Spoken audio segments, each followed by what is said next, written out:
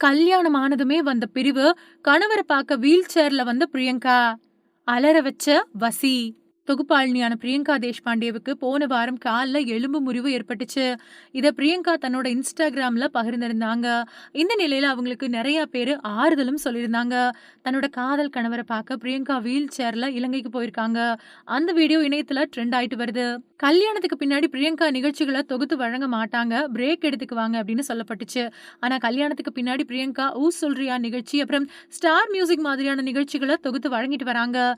இதுக்காக இலங்கையிலிருந்து இந்தியா வந்திருந்த அவங்களுக்கு கால்ல எலும்பு முறிவு ஏற்பட்டிருக்கு.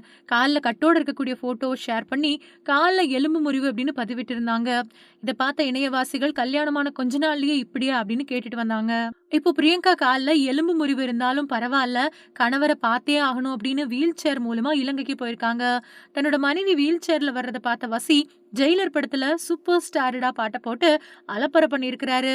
அது மட்டும் இல்லாம வந்துட்டாப்ல வந்துட்டாப்ல அப்படிங்கிற கேப்ஷன் போட்டு பிரியங்காவ குஷிப்படுத்தியிருக்காரு. இந்த வீடியோ இப்போ இணையத்துல ட்ரெண்ட் ஆயிட்டு வருது.